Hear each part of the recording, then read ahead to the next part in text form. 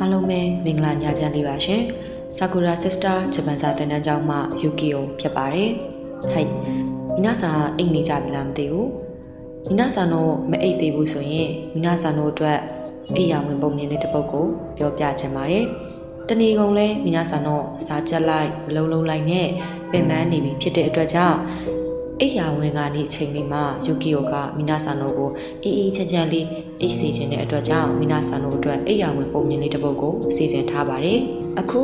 ယူကီယိုပြပြမဲ့အိယာဝင်ပုံမြင်လေးအကြောင်းကိုမိနာဆာနိုလည်းသိချင်နေပြီလို့ထင်ပါတယ်။အဲ့တော့ဘာအကြောင်းအရာလေးလဲဆိုတာကိုယူကီယိုကနည်းနည်းရှင်းပြပေးပါမယ်။ဟဲ့အခုပေါ့နော်မိနာဆန်တို့လည်းကြားဘူးလားတော့မသိဘူးဂျပန်မှာလည်းအခုအချိန်ထိကိုမှအရန်နာမည်ကြီးနေတဲ့ခုချီဆာကေအော်နာလို့ခေါ်တဲ့ဒီဂျပန်အမျိုးသမီးတယောက်အကြောင်းကိုယူကီယိုက share လေးလုပ်ပေးမှာပဲဖြစ်ပါတယ်ဟဲ့အဲ့တော့ဗီဒီယိုလေးကိုမစခင်မှာမိနာဆန်တို့ကနှစ်ချက်လေးတက်စောင်းလေးခြုံပြီးတော့မှနားထောင်ကြဖို့ကိုယူကီယိုကအကြံပေးပါတယ်ရှင်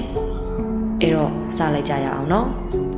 ဂျပန်နိုင်ငံမှာလေဟိုးအရင်ကတည်းကရှိခဲ့တဲ့အေဒူးခစ်ပေါ့နော်အေဒူးခစ်လောက်ကတည်းကပုံမှ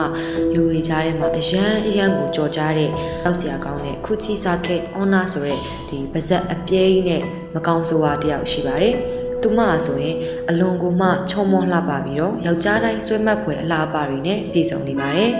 အဲ့ဒီအတွက်ကြောင့်သူမကိုလိုချင်တဲ့အမျိုးသားတွေကအလွန်ကိုမှပဲများပြားလှပါတယ်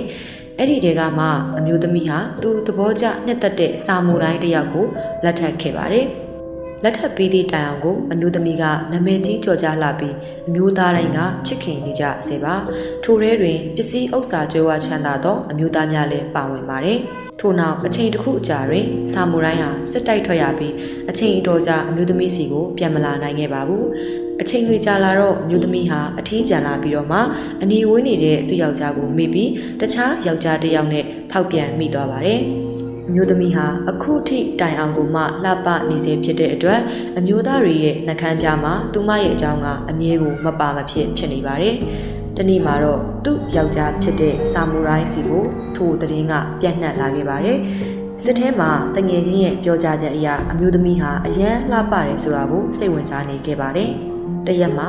ဆာမူရိုင်းစစ်တိုက်ပြီးအပြန်စစ်နိုင်ခဲ့တဲ့အတွက်ကြောင့်ဆာမူရိုင်းနဲ့သူ့တငယ်ချင်းတို့အရက်ဆိုင်မှာအရက်ဝင်တောက်ပါတယ်။အဲ့ဒီအချိန်မှာတငယ်ချင်းပြောဖို့တဲ့အမျိုးသမီးအကြောင်းကိုတတိယသွားပြီးတော့ထိုအမျိုးသမီးဟာမြင်ပူးခြင်းတဲ့အတွက်ကြောင့်ပြခိုင်းပါတယ်။တငယ်ချင်းကလည်းအမျိုးသမီးအိမ်ရှိရာလမ်းသို့သွားနေပါတယ်။ဆာမူရိုင်းကထိုလမ်းတွေကိုရင်းနှီးနေပါတယ်။သို့ပေမဲ့ငါသိတာပဲဖြစ်မှာပါဆိုပြီးတော့သူ့ကိုယ်သူပြန်ပြီးတော့ထင်လိုက်မိပါတယ်။ဒါပေမဲ့အမျိုးသမီးအိမ်တို့ရောက်တဲ့အခါမှာထိုအိမ်ဟာဆာမူရိုင်းနေခဲ့တဲ့အိမ်ဖြစ်နေပါတယ်။ဆာမူရိုင်းဟာလည်းအလွန်ကိုမှဒေါသထွက်သွားပြီးအမျိုးသမီးနဲ့အတူရှိနေသောယောက်ျားအားလွယ်ထားသောဓာတ်အိမ်ထဲမှဓာတ်ကိုထုတ်ခါချက်ချင်းဆိုသလိုမတိမချင်းခုတ်ပစ်လိုက်ပါတယ်။အဲ့ဒီနောက်မှာဆာမူရိုင်းကအမျိုးသမီးရဲ့အနောက်မှာမတ်တက်ရက်ကအမျိုးသမီးအားနှင့်ချုပ်လိုက်ပြီးတော့ဓာတ်ကိုပါဇက်နဲ့တိထားကဖောက်ပြန်ခံရတဲ့ဒေါသစိတ်နဲ့အမျိုးသမီးရဲ့ပါဇက်ကိုနားကနေပါဇက်အထိပြေးသွားအောင်ခုတ်လိုက်ပါတယ်။အဲ့ဒီနောက်မှာဆာမူရိုင်းကအမျိုးသမီးအားအခုရောနင်လှသေးလားလို့မေးကအဆက်မပြတ်ဓာတ်နဲ့ခုတ်ပါတယ်။အဲ့ဒီနောက်မှာအမျိုးသမီးက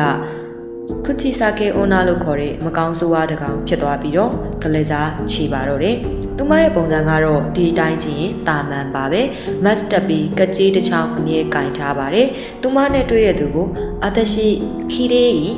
လို့မိပါတယ်။မလှဘူးလို့ဖြင့်ကကြေးနဲ့ထိုးတက်ပါတယ်။လှတယ်လို့ဖြေရင်လေအခုရောလှသေးလားဆိုပြီးတော့ mask ကိုချွတ်ပြပါတယ်။ mask ချွတ်လိုက်တဲ့အခါမှာသူမရဲ့စိုးသွမ်းကြောက်ဖို့ကောင်းတဲ့မျက်နှာကြီးက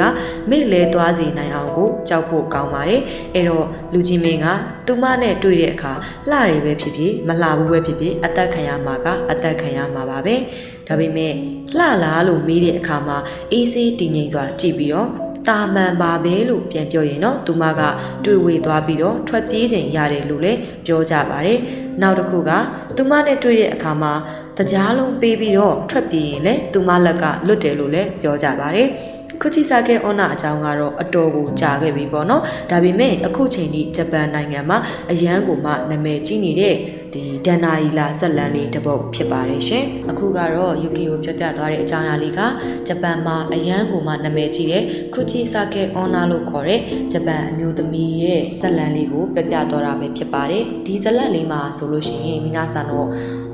တစ်ဖက်ကကြည့်ရင်လည်းအမျိုးသမီးဟာစိတ်တူပွေရာကောင်းတယ်ရင်နှစ်ပွေရာကောင်းတဲ့ဒီတနာစရာဇက်လန်လေးတစ်ပုဒ်ကိုလည်းမြင်ရမှာပဲဖြစ်ပါတယ်တစ်ဖက်ကကြည့်ရင်လည်းမိနာဆန်တို့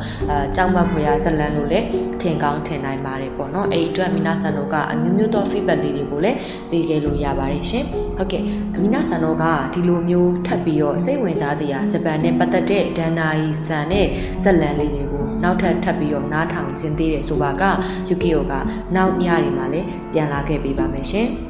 はい、皆さん、最後まで聞いてくれて本当にありがとうございます。皆様、おやすみなさい。ゆっくり休んでください。またね。バイバイ。